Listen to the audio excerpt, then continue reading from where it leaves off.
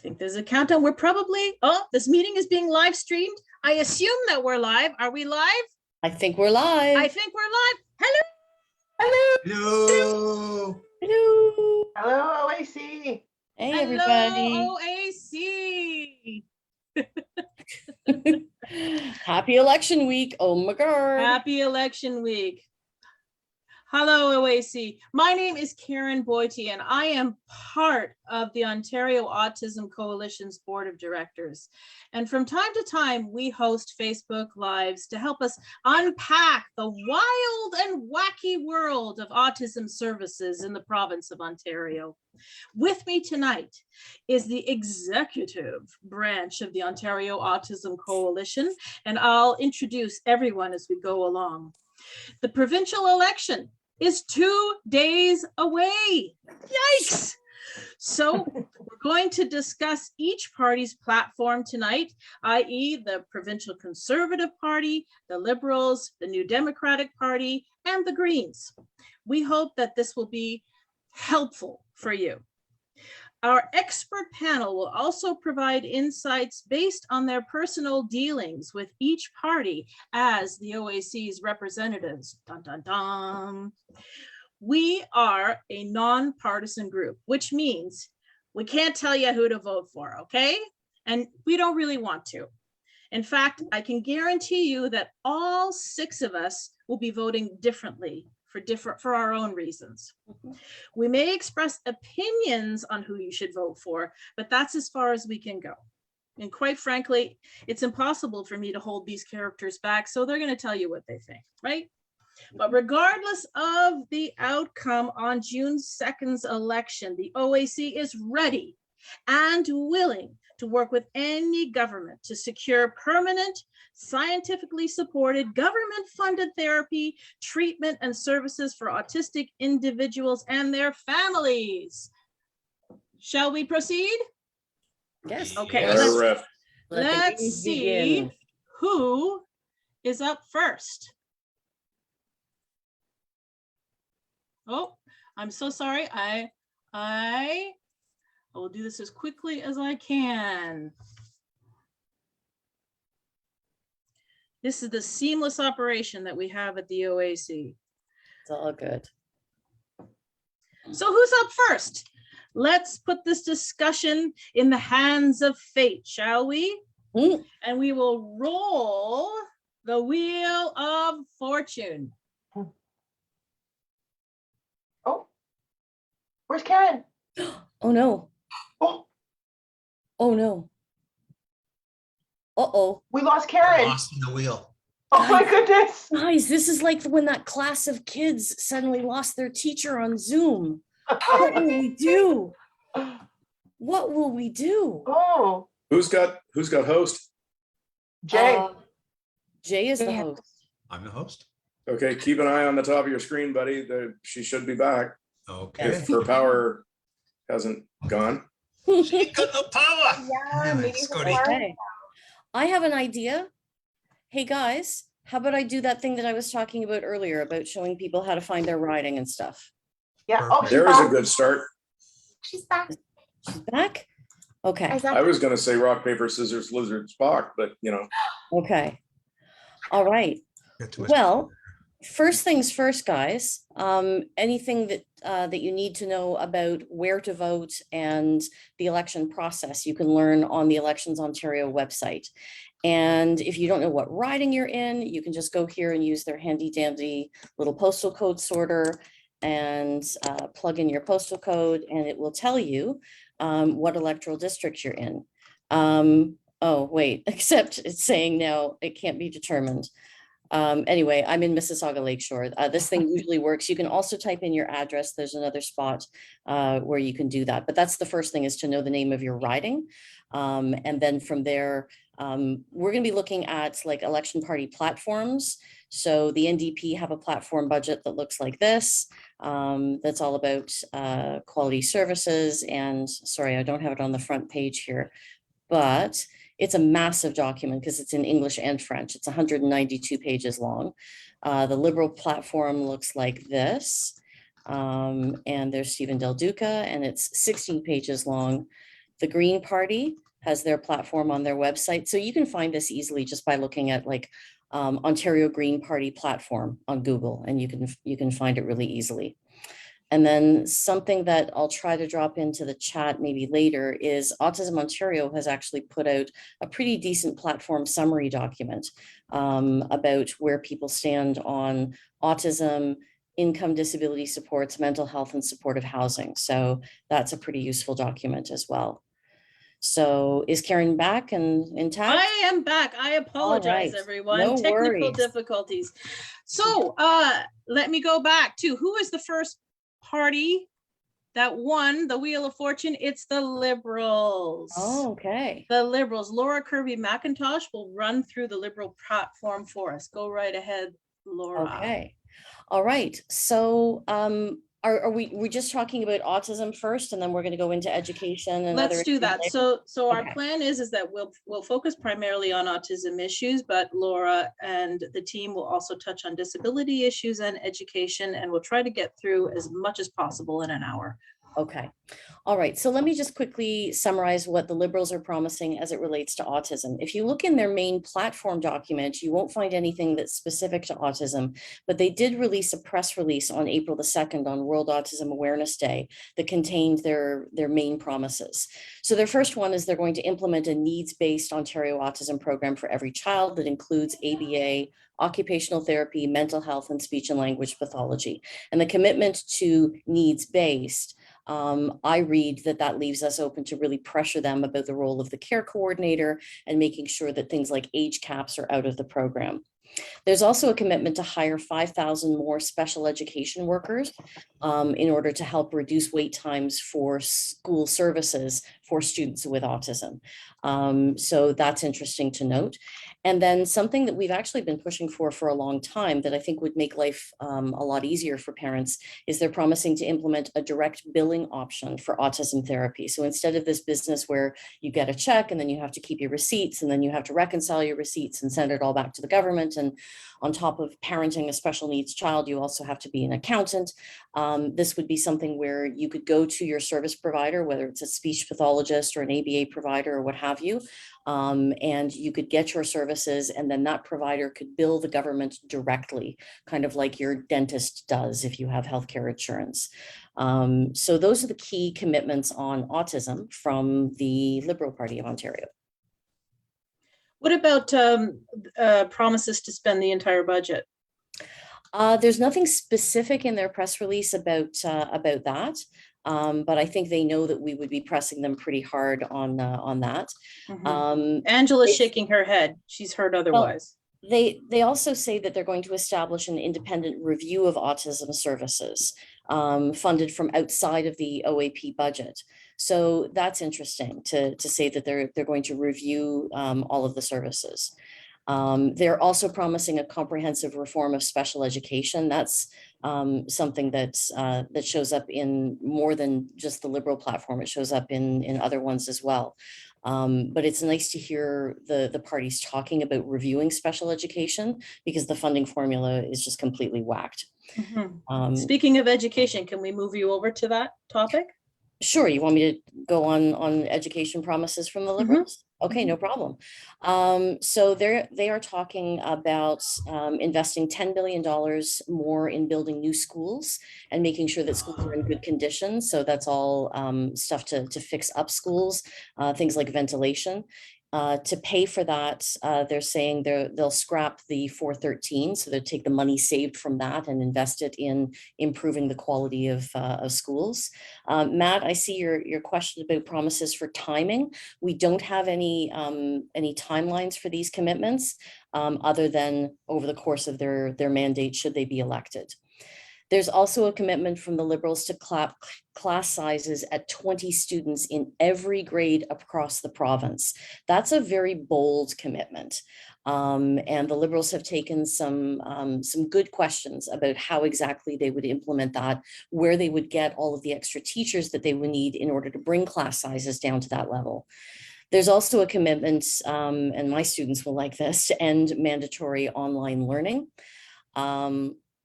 There's a commitment to hire 10,000 new teachers and specifically to add 1 new special education worker to every single school. So that's a very specific promise. Something that's gotten a lot of attention for the Liberals is a commitment to create an option for high school students to take grade 13 in order to make up for learning loss that happened during the pandemic and to take up new credits if they need to. They're talking about offering new credits in things like mental health and financial literacy, taxes, and more sort of practical things like that. For post-secondary, they're talking about reversing the cuts to OSAP and eliminating interest on student loans. So those are the key commitments from the Liberals on education. How about disability? So on disability issues, they're promising to reverse the Conservatives' cuts to social assistance, and they're promising to increase ODSP by 20%. They're also talking about rejigging things with ODSP so that those who are receiving it can keep more of their employment earnings if they are working part or full time. And there's also a promise to bring back something called the Basic Income Pilot Project. What Basic Income was about was providing everybody with sort of a minimum level of income. We saw that during the pandemic, the government provided the emergency response benefit, or CERB for short. And what they did was they said for every able-bodied Canadian, they must need at least $2,000 a month to get by. So we got those $2,000 payments. Meanwhile, people on ODSP were over there going, well, wait a second, we're supposed to live on a maximum of $1,169 a month. Where's our CERB? So basically, the Basic Income Project would say, you know what, we can eliminate uncertainty about income and provide everyone with a basic level of income, and then from there get them into employment programs and training and those kinds of things. So it was a project that had just been started by the Liberals before Ford was elected. He canceled it. Not surprising, the Liberals are promising that if they're elected, they'll bring it back.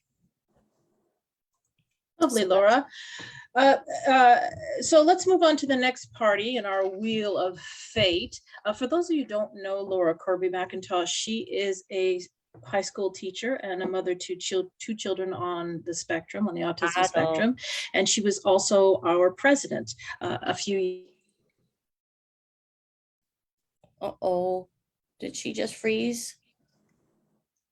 Oh, lots of people are having power outage issues today. Yeah. Oh, Uh-oh. Okay. frozen, but she's still here. So it's kind of like the teacher hasn't quite left the room. Congratulations, Green Party. Oh, there we go. Okay, Oh, Karen's she's back. back. We lost you for a little bit. Karen. Okay, Green Party's up. So I'll run through. I'm representing Green Party this evening. We'll start with what they have to say about autism. So first, they say they'd like to address the growing wait list for core services by building capacity for autism providers and fund the OAP to bring families into the new program as quickly as they can. They want to fund OAP increases every year as inflation and the number of kids registered in the OAP increases. And in order to do that, they're proposing an annual increase to, quote, autism services by 120 million every year until 2026. They'd also like to establish an ultimate wait time benchmark for diagnosis, and then another benchmark, like an ultimate benchmark for accessing core services after being registered to the Ontario Autism Program. They also want to work with the federal government. They mentioned the National Autism Strategy. They want to work with the government and other provinces to help develop NAS to create standards of care and funding model to provide support and services for autistic people of all ages. Is this the only party that's done this, gang? I think they're the only party who've mentioned NAS in their platform. Don't Yes, quote that's me on true. that, but I think, No, that's true. yeah. Shall I move on to education? That's all I Yes. have. Okay. Wait. Sorry. Yes, please. Okay. So for education, they want to provide educators multidisciplinary training to help them address student sensory and behavioral issues and adopt teaching strategies that support students with a wide spectrum of accommodation needs. They want to establish an independent review of Ontario's education funding formula so it reflects student need, and they want to review that formula every 5 years. They want to ensure the updated formula includes adequate funding for ESL grants, special education assistance, counselors, and other specific supports to provide equitable access to learning and school activities for every student. So that's nice to hear. They want to ensure the updated funding formula takes into account the unique needs of remote and rural schools. I like hearing that because I live in rural Northwestern Ontario. They want to address the backlog of repairs required to our public schools. They want to allocate funds to ensure schools are able to comply with the AODA support in-person learning and oppose any move toward mandatory e-learning or hybrid learning models. And they also they talk about classroom caps. They want to cap grades 4 to 8, class sizes to 24 students, and kindergarten to 26 students. They want to eliminate the EQAO and update the elementary curriculum to reduce prescribed student outcomes. Just quickly, Alina, Yes. maybe Laura, what is the Mhm. EQAO? EQAO is the Education Quality and Assessment of Ontario. Oh, I forget what my kids would tell you. The acronym stands for Evil Questions Attacking Ontario. But it's that's what most students call it. But it's the agency that runs Ontario's standardized tests, like the grade 10 literacy test, like the grade 3, 6, and 9 math tests. These standardized tests were brought in by the Mike Harris government. And we have commitments from more than one party during this election to eliminate EQAO if elected, which is kind of huge. It's interesting to note there's a move away from standardized testing. Even the Law Society in the United States has recently recommended getting rid of the LSAT and just basing things on tests in school. What a That would be a great subject for another live for sure. Sorry, True. Alina, proceed. EQAO is Education Quality and Accountability Office. Thank you. Accountability. That's it. I had to Google that. Just Yes. so yes, I mentioned that they want to end streaming in the educational system and ensure equity for all students. And they want to immediately remove resource police officers from Ontario schools. On disability issues, they want to build on the work done with the OAP toward a new Ontario Disability Support Program that would provide funding for therapeutic and respite services and supports for people with all disabilities, beginning with children and youth. They want to double ODSP rates as a first step to implementing a basic income and tie future increases to inflation. They want to evaluate and improve the assistive devices program to better meet the needs of those who require assistive tools, including more up-to-date devices, training, and fewer barriers to access. They want to ensure that new affordable housing is accessible and require affordable housing retrofits to meet the same standards. They want to review all Ontario laws for accessibility barriers and ensure that all future funding and policy choices are made through an accessibility lens. And finally, they want to update, improve, and implement the Accessibility for Ontarians with Disabilities Act as quickly as possible. And that's A what long they have list. to say. A long list. How about disability issues? That was that. That was that. I thought that Yes. was, that's a, okay. Anyway, moving on. Now, I'm not going to use the Wheel of Fortune anymore because I think it's what has kicked me off of no. the Okay. Zoom twice. So Sure. I'm just going to roll the wheel in my head and randomly select the New Democrats. Angela, I'll let you get yourself ready. For those of Thank you who you. don't know Alina Cameron, Alina is our Director of Research at the Ontario Autism Coalition. She's an epidemiologist and the smartest one in any room. Angela, President Angela Brandt of the OAC. Can you tell us about the NDP and their Sure. platform on autism? Absolutely. So their platform on autism, it's pretty much what we've been asking for. So let's hope that, you know, we can push that direction. So they're basically saying that they would ensure clinicians and parents would decide services for children rather than bureaucrats or the government. So that's one thing that we want to see changed. They want to make the OAP fully needs-based, so no age caps. In their platform, they say no caps. And I spoke to them about that to clarify, and they meant specifically age, but it's not specific in their platform, but that was their intention. Okay. They want to ensure needs-based support for people with autism, basing care on their needs, and following them as they get older. They also promise, and I'm going to share this. Where is it? Okay, it's not showing up. I was going to share, they also have a funded platform. And in that funded platform, they promise to increase funding. So in 2022 to 23, 75 million, 23 to 24, 100 million, and in 24 to 25, 125 million. And that's all within their funded platform. So they're not only promising a needs-based program, they're promising an additional 300 million over 3 years, which is quite substantial. The one thing also with the NDP that I think people are concerned about, and I think we had an MPP misspeak, and that is, that their parents, the community is concerned that they're going to scrap the program and start a new one. So they wrote a letter. Andrea sent us a letter. It's available on Facebook, basically confirming that they will not scrap the original program. They will try to get children into services as quickly as possible while fixing the program and making it needs-based.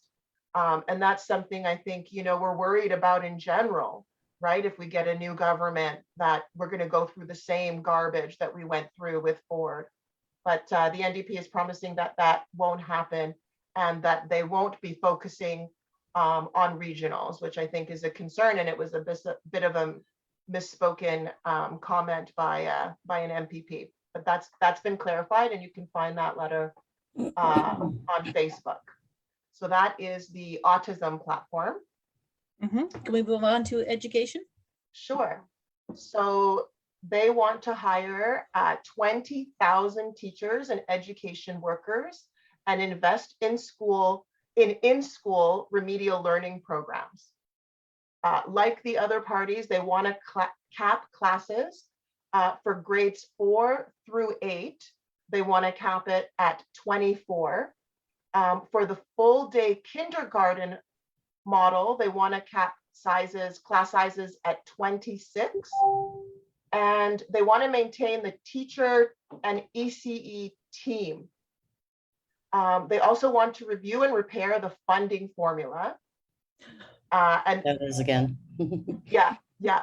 And I don't know if any of you have seen the funding formulas, especially the special education formula, funding formula. It's a nightmare. And I'm a statistician, and it still makes no sense. None of it. Sorry? It doesn't make sense at all. No, it doesn't make sense. We have a statistician, we have a scientist here, and we also have an accountant in Jay Lerner. Does it make any sense to you, the funding formula? No, it doesn't. Numbers usually add up and those don't. So So they want to do a comprehensive public review of the funding formula to be completed within 1 year. That's good. They want to increase special education funding. They want to base special education funding on actual needs with timely needs assessment.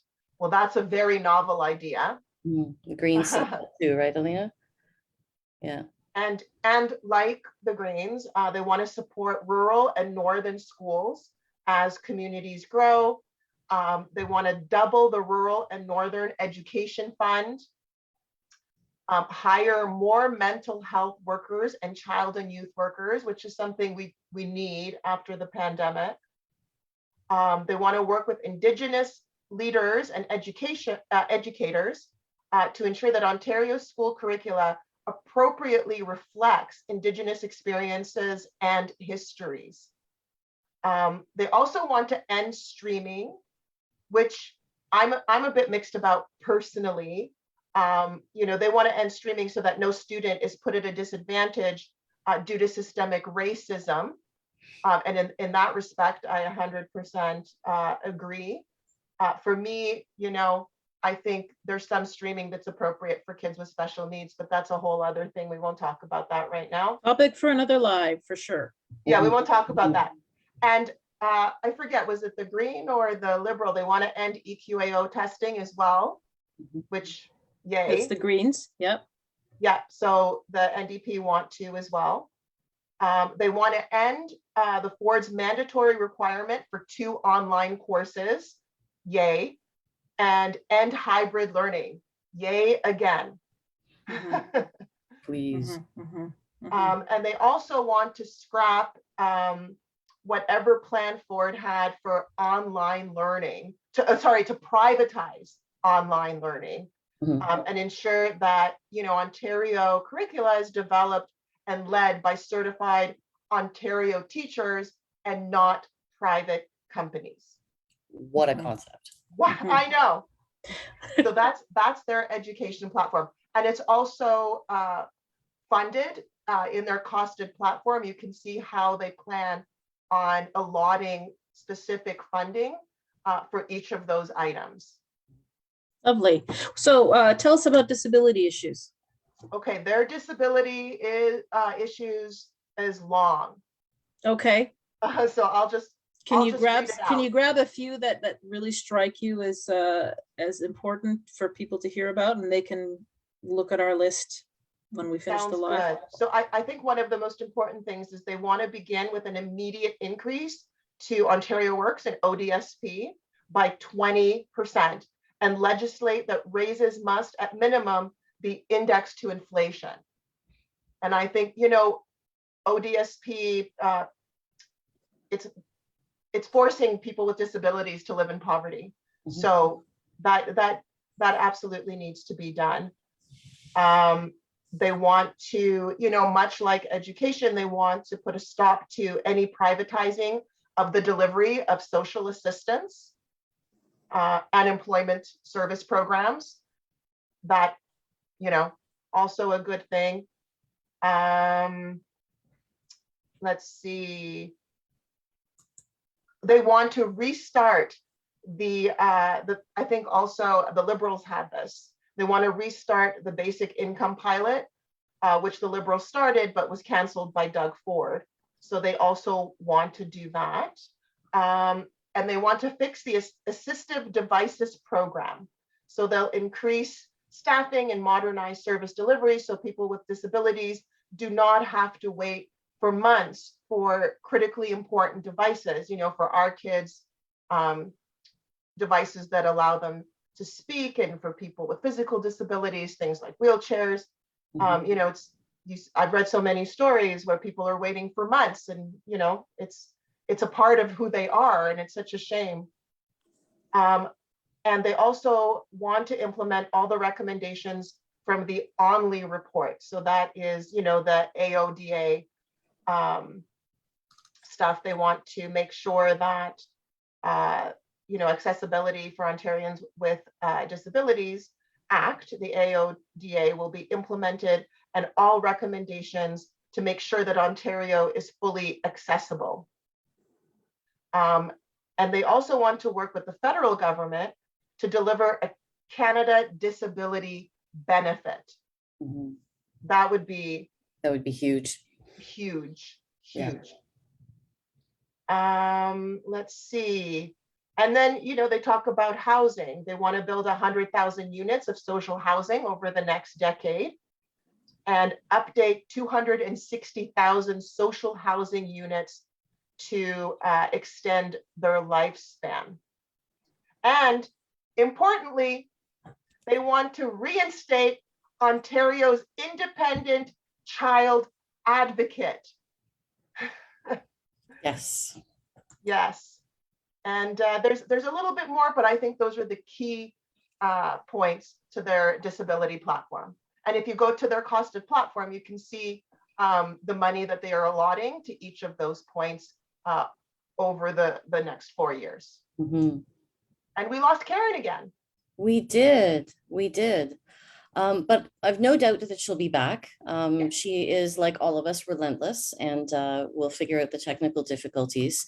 There's one thing that that you skipped, Angela, that I think is worth pointing out in the NDP platform, and that's stopping the process of forcing people to reapply for services when a child turns 18.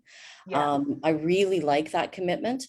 That whole process of proving suddenly again that your child has a disability when they turn 18 is incredibly demoralizing and arduous for families. So the commitment to get rid of that would be, I think, huge. And Yeah, now no, yeah, you're right. I did kind of skip over it, and it would be huge. It is a process which it makes it so difficult. And that's, I always say that the system is set up so that if you don't ask, you don't get. Yep. And people don't know what to ask for. And the whole reapplication process, people, it could take time, and people don't know when or how to apply. And then, like, if you have a disability, you have a disability. Like, yeah, it doesn't go away at 18. Yep. I'm back. So where did we leave off? Are we finishing off the NDP? We Yep. are at Okay. the end. I'm It's all so on you, sorry. Karen. I've been kicked off so many times, but I think my IT team have fixed the issue. Jay, I'm sorry that we're neglecting you. Jay Lerner is the treasurer at the Ontario Autism Coalition. And I just want to ask you one very important question. Sure. And let me know if I'm using this description appropriately when it applies to Bruce McIntosh. Look at that punum. Look at It's that. so cute. I mean, those cheeks just need Yeah. a squeezing. I I mean, it's Me just, too about that. I mean, both mean, at the same time. come on, right? I can see Bruce McIntosh Oh, revving my God. up to talk about the provincial Conservative Party. He's been seething in his seat. Angela says, Cheyenne Pumam. Translate, Angela. Sorry, I misspelled it. Shayna Punham. Shayna Punham. Shayna Punham. It's like you just want to grab the You cheek. just want to. It's irresistible. Okay, Bruce. I'm unleashing the Bruce. Tell us about the autism service. Tell them about the platform for the Provincial Conservative Party. He's silent. My God. Hey, Yeah, that's about it. That's about it right there. That's about it right there. That's about it right there. So, I mean, of course, there's no formal platform document out of the Conservatives. They are telling. Wait a minute. everyone Wait. There's no formal platform. Nope, they didn't publish a brick.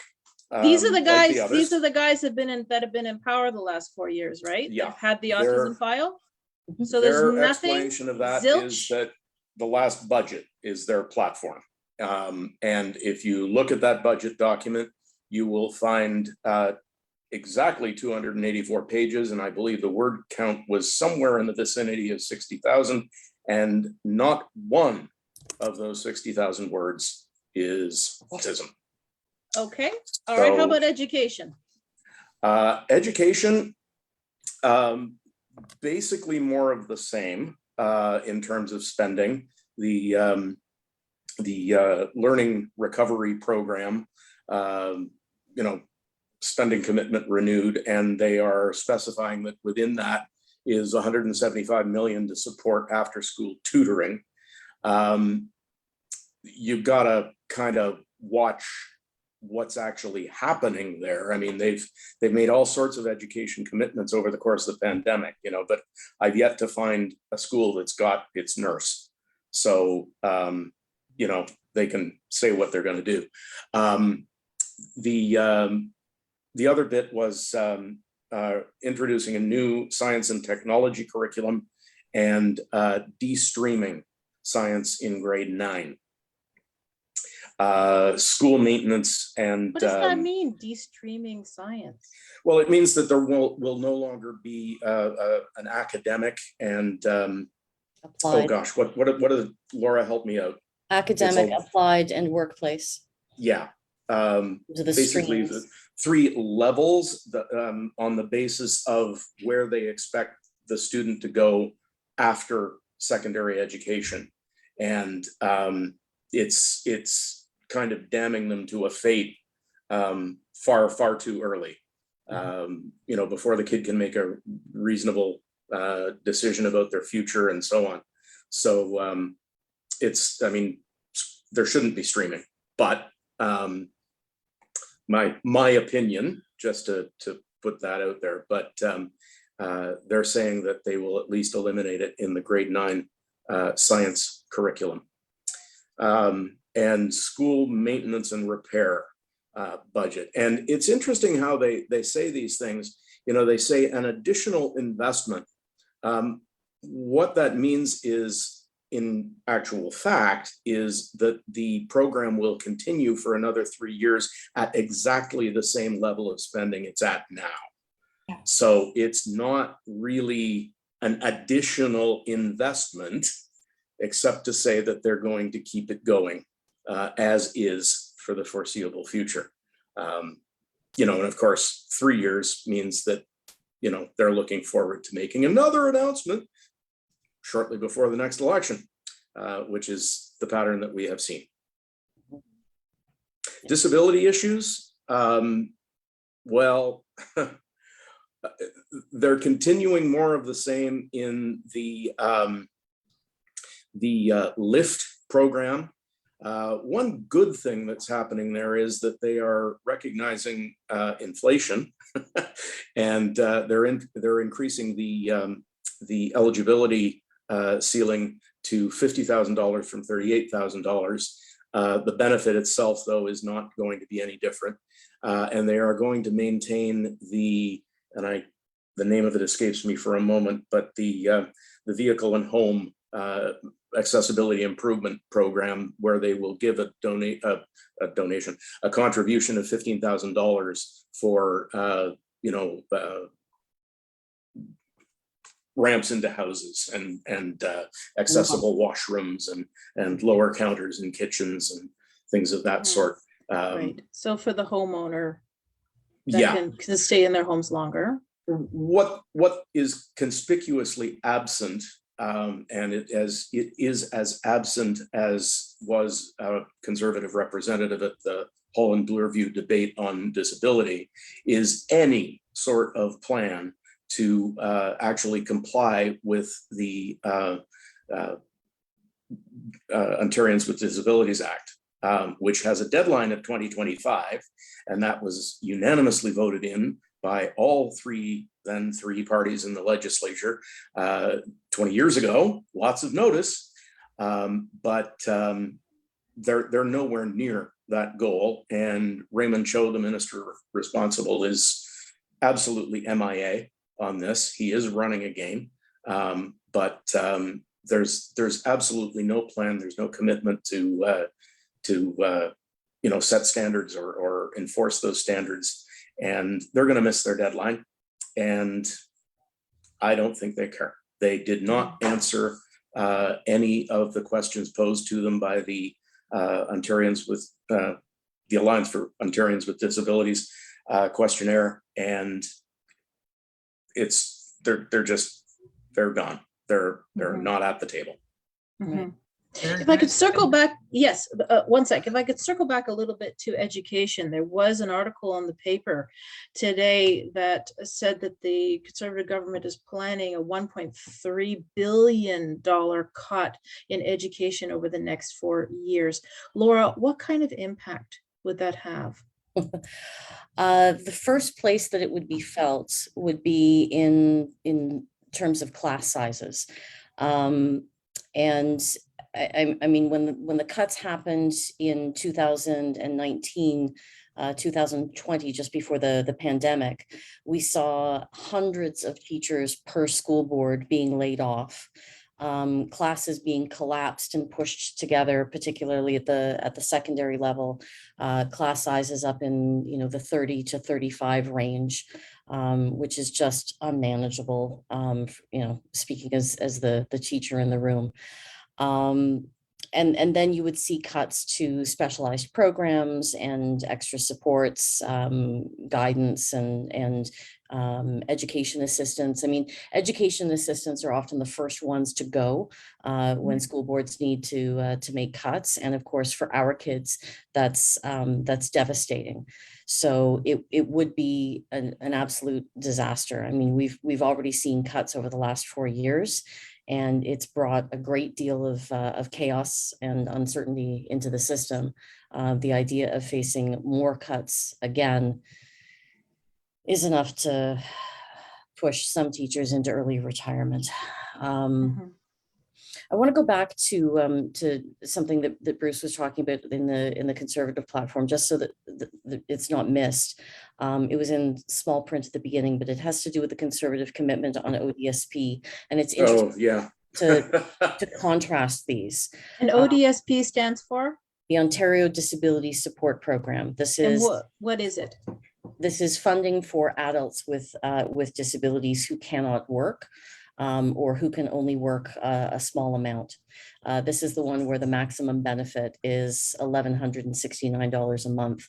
The Conservatives have promised to increase that by a whopping 5%. And they only promised it after severe lobbying by the disability community. The other parties had already made commitments on increasing it. And so they came in bringing up the rear at 5%, which is less than any of the other three parties. The Liberals and the NDP have said 20%, and the Greens have said that they would double it. So it's interesting to just put those things side by side, particularly if we have adults who are watching this tonight, self-advocates who are on ODSP. It's really important to take a look at that before you vote. Mm-hmm. Jay, you wanted to add something? Yeah, this is just an observation. Bruce, so maybe you can answer this. I find it odd that with the autism file that they really didn't make a comment, but they did in a way that they said that in North America, Ontario has the best program in North America, though there was no mention of it in their platform and no mention of it in the budget. So how can they make this comment without putting any numbers to it? They're throwing out ridiculous statements right, left, and center, Jay. The newser that they held in Ottawa yesterday on the roof of the Citizen newspaper building, which I guess they really didn't want anybody else other than media to attend. But we've got the tape, and I heard the words came out of Jeremy Roberts' mouth that they'll have 8,000 more kids in the program in the next couple of months. I quote, he said those words. Wow. It's there. Believe it when I see it. They'll say anything. And they're getting a free ride in terms of having to actually justify it. Now, you've got to watch out very carefully for how any justification of that sort might be made, because the way that autism services are funded above or below the 49th parallel are very different.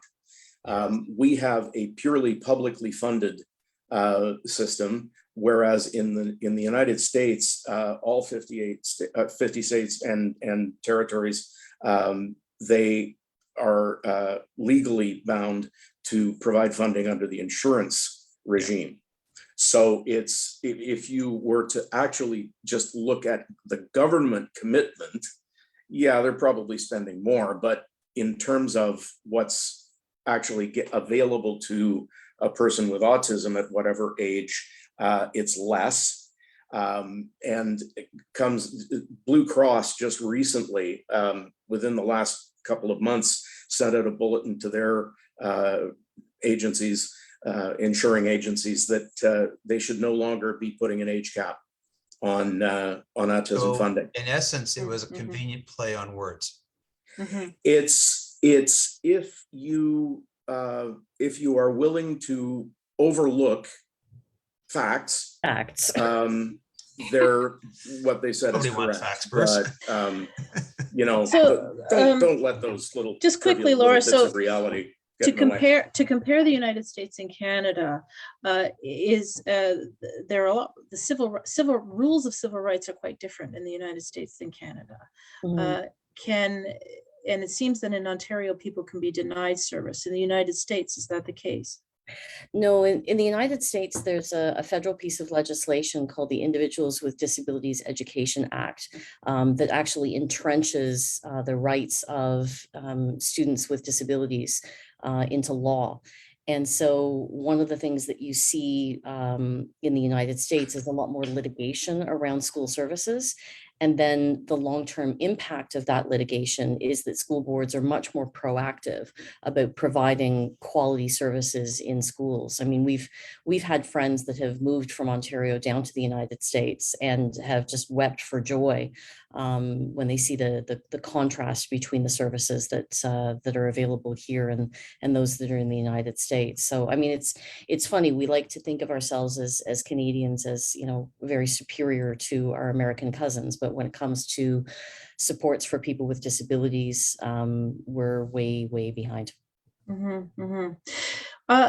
Let's move on. We've done an hour. I'd like to continue on a little bit for those of you who are watching after the fact. That's it. That's the presentation we had planned. But we do want to delve a little bit deeper. And the people that I'm looking at are folks that have been working behind the scenes at the Ontario Autism Coalition for quite a long time and have been talking to politicians, have been in that negotiation room with a few different governments. And so they may have some insights that go beyond the party platform. We must always be careful when we vote for any politician according to their promises, don't you think? So, Alina, why is this election so important to the Ontario Autism Coalition? Well, it's everything to the Ontario Autism Coalition. We're a political advocacy group. We want to make sure that the provincial government is responsible and puts together services and programs that meet the needs of our children, of our family members, of self-advocates, and whoever's in power makes those decisions. So it's a big deal. It's a huge deal. And we are nonpartisan and we work with whoever's in government. So it's important to study the party platforms, know what their plans are, and take that into account when we're communicating with our members and when we're voting ourselves. Bruce, you're going to kill me for this question. So journalists are predicting that Doug Ford is going to win the election, and the OAC has worked very hard to get into the door and talk to him specifically. We've tried everything. We've tied things into a bright blue bow, and nothing seemed to work. What will he listen this time? Can the OAC get in? That's going to depend on an awful lot of things, Karen. You know, the predictions, the predictions are about as valuable as platform promises. Honestly, like the people who decide an election are the people who stick a ballot in the box. And honestly, anybody who's watching this now or the recording that's yet to come, or is tuning into the Facebook group anytime between now and when the polls close at 9 o'clock Thursday night, vote. And I'm going to encourage you to, and I'm shocked to hear myself say this because I've always believed in, well, up until about 3 years ago, party loyalty. But honestly, there is nothing worse that could happen for autism services in Ontario than to have a Ford government be reelected. That is my sincere belief based on our experience of the last 4 years. Ford So- majority. Mhm. Well, Mhm. in any event, Angela, because there's strange things that happen with minority governments, and I don't see any guarantee that the opposition parties would topple the Ford people. And the longer the current not needs-based decisions being made by bureaucrats, money not being spent, crap that we've been getting continues, it is hurting kids. That 53,000 wait list has grown from 23,000 when these people took over, and it will grow more if they stay the course, because they've never met a deadline, and those were self-imposed deadlines. When they say 8,000 people, they said it by the end of this year. It's not going to happen, and it's not going to happen in the 2 months that JR said it would. Like, they're blowing smoke, and that wait list will grow. And the people that will suffer most are kids with autism. End of story. So set your party loyalty aside for a moment. Take a look at what party in your riding is most likely to beat the Ford Conservative and vote for them. That's called strategic voting. I There's- like to Jay, add to that, Jay, Bruce. wait, Jay, I want to ask you a question before you Yes. add to it. Jay, it seems to us that the public is on our side. We get nothing but positive Mhm. responses of love. from the public. Yeah. No, why is it that we've had such a difficult time with this government when the public seem to be on our side? I really don't know. I'm thinking people might be going back and comparing them to perhaps the Win Liberals and saying, okay, to the devil you know versus the devil you don't know, or the devil that might be resurrected through another person. Or it's fear of the unknown. I just want to remind, I forget what year it was Peterson that won the provincial election, and the polls were totally against him. Mm. And to reiterate Bruce's point, it's a right, it's a privilege, and what our mandate is the autism file, and also children and adults with disabilities. The worst thing you could do is not vote, and even if you think that your party of choice might be second, third, or fourth in the polls aren't guaranteed. Okay, and we have seen that in history. We have seen that in the US. We have seen that in Ontario. Mm. So don't go by what public opinion is, because many of the people who, public opinion is only right when everybody in the public expresses it, and that's called the vote. That's called your ballot. So That's it. and if you don't have your voter card, I would just remind everybody to, sorry, I'm going off your question here, Karen, but I'm doing my public service duty right now. You could bring ID as long as you know where your polling stations are. Bring your ID, driver's license, another form of ID, and health card, and I'm sure you'll be on the list and get that vote in. So, let's just not go with the trends. Let's not go with, sorry, Angela, statistics don't always predict the inevitable. There are outliers, and we can hope for an outlier. And, Great. And only you guys. Just a few more questions, and we'll also tell people about how to find their writing and things like that as we finish. Laura, what is a minority government, and if there is a minority government, would that benefit the OAC? Okay, so there are 124 seats in the Ontario legislature at Queen's Park. Each seat represents a riding, and so the representative comes from that riding and literally gets a chair in the Legislative Assembly.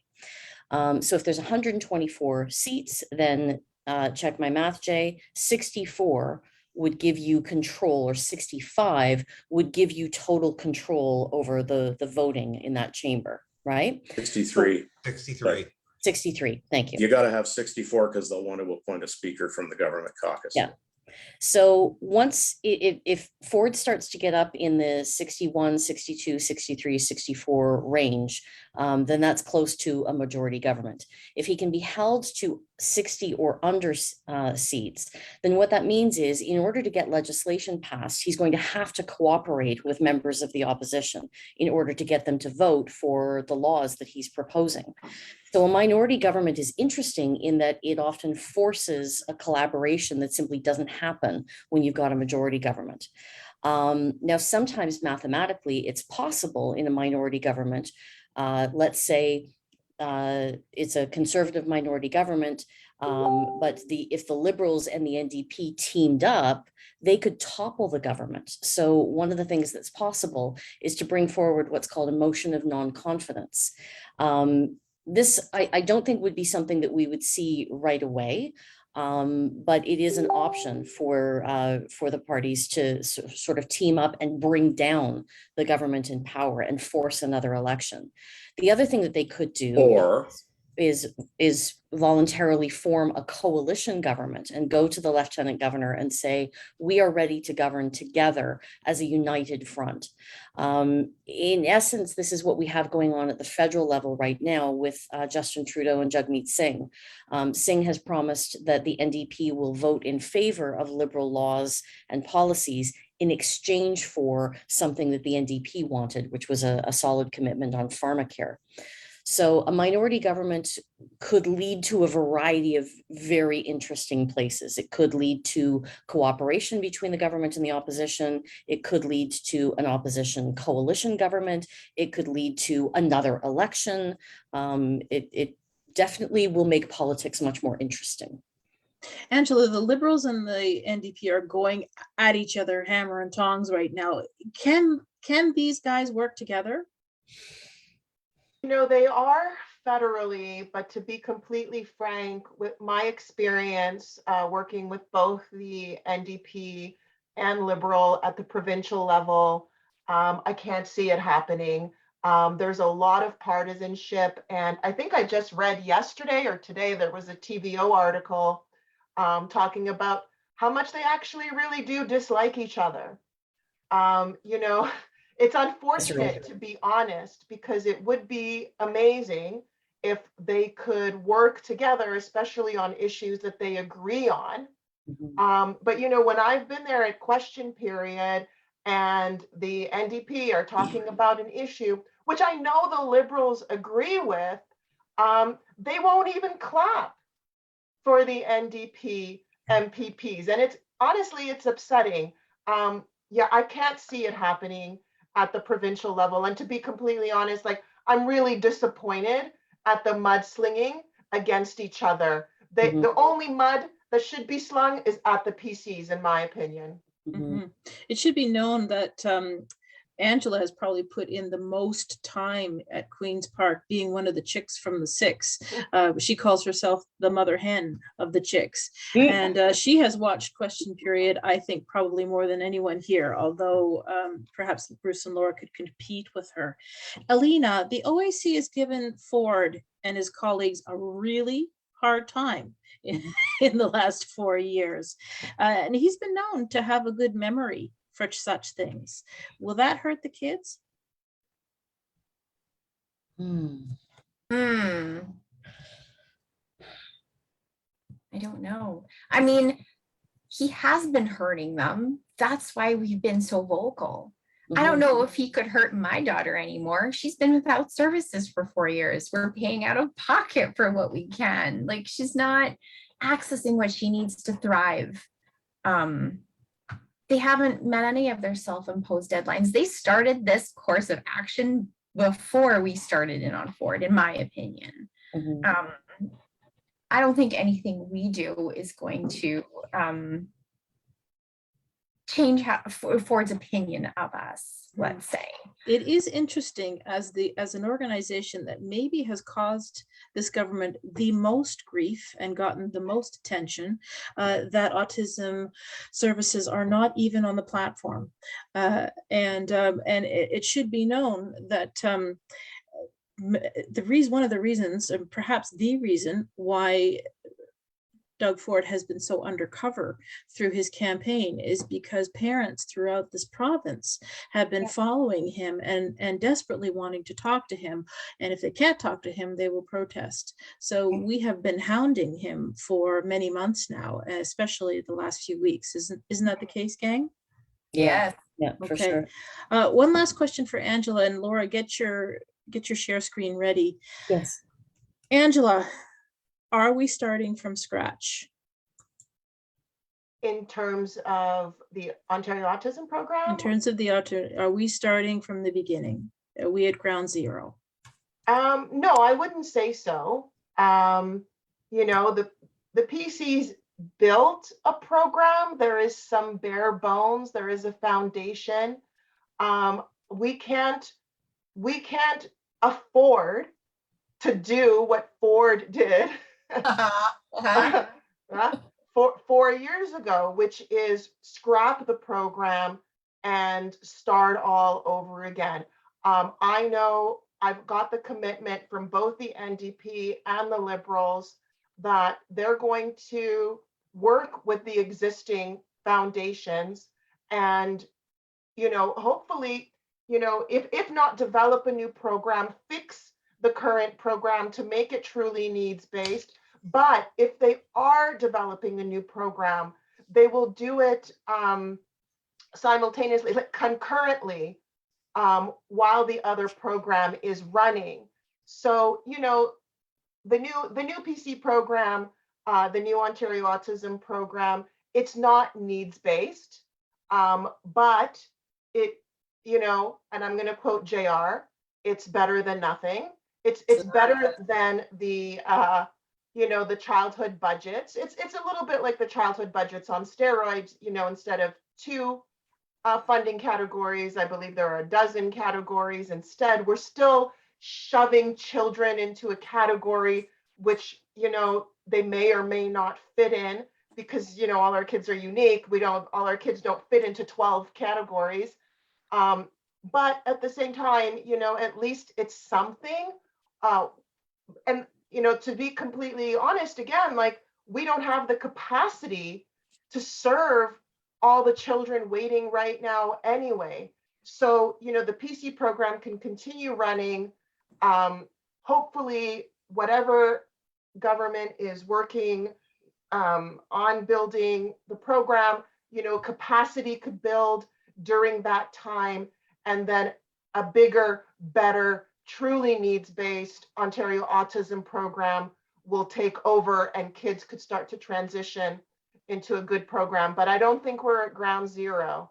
I'm a little bit disappointed in the amount of media coverage we've had. It's, when it all first happened, we had amazing media coverage, and then there was the pandemic. I wish we had a little bit more coming into the election. I think we just have to make sure that voters understand what our issues are. And I think any government would be stupid to start from ground zero, and we're not there. We were 4 years ago, but we're not there now. Yeah. So thank you, Angela.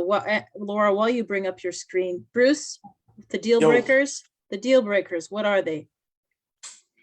Deal breakers. Yeah. On an autism program. Yeah. Age cutoffs. Age cutoffs. Age caps. Yep. Who makes the decision about what the kid gets?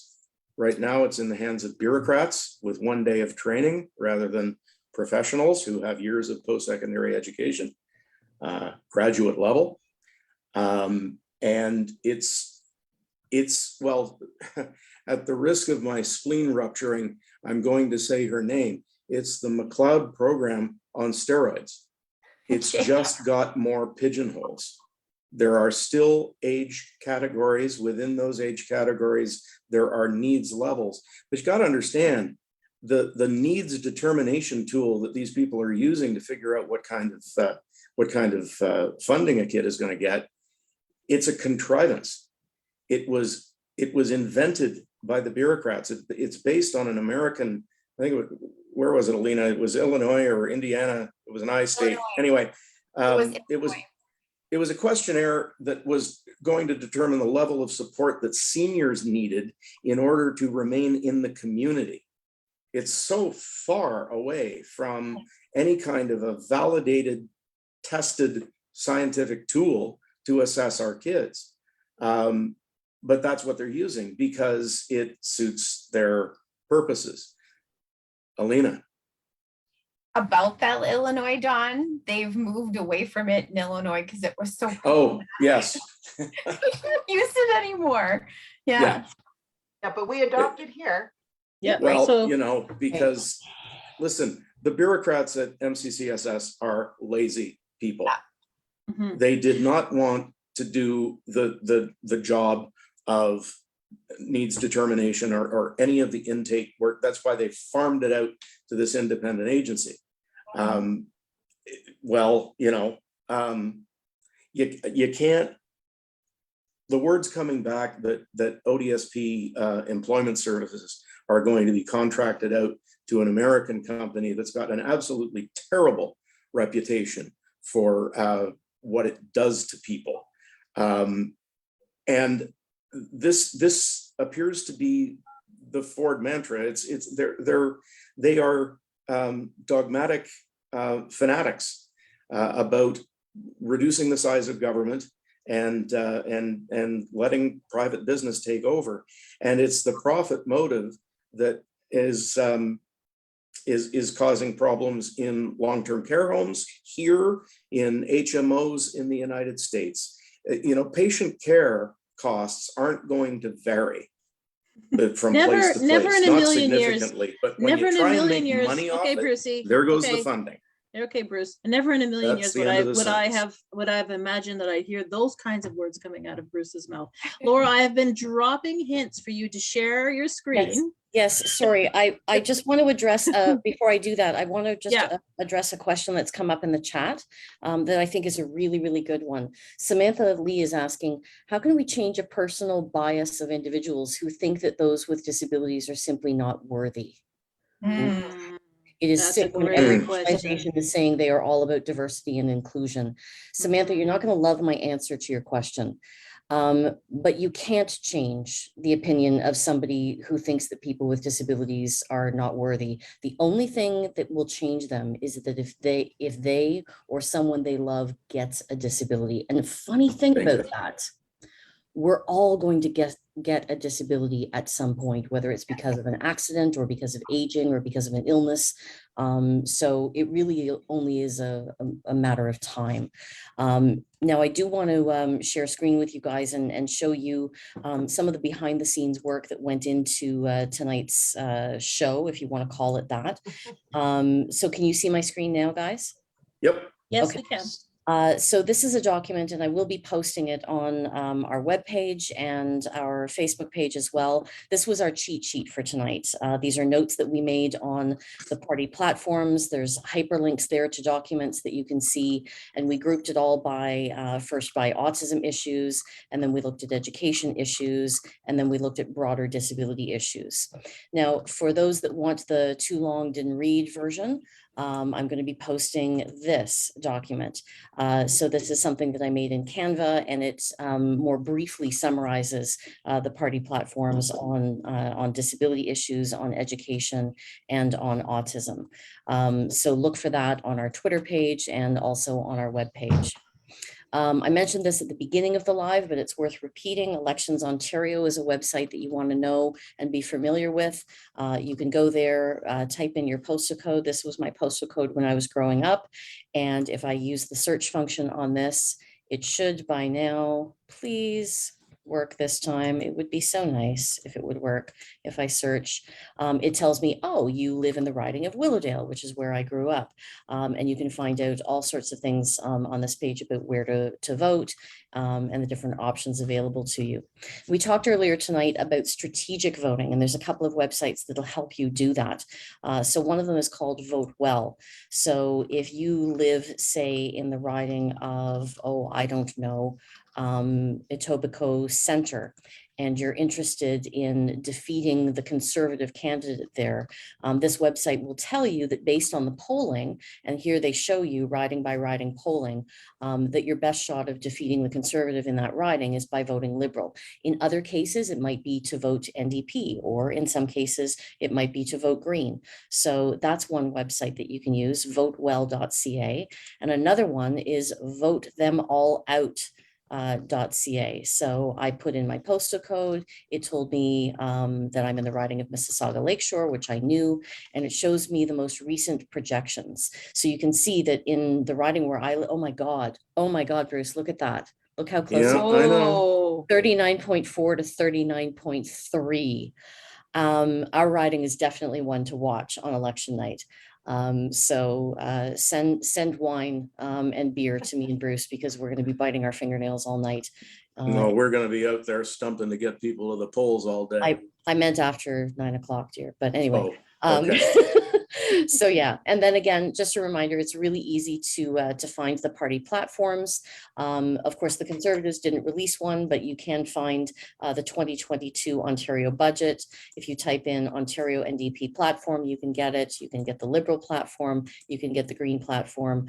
Being an informed voter is a choice. And it's really not that hard to find the information that you need. And here at the OAC, we're doing everything that we can to make it easy for you to make an informed choice on behalf of yourself and your children. I'm Thank gonna you so stick much, a plug Laura. in for activism very Yay. briefly. Beyond going out to vote, here's something else you can do if you have some time on Thursday.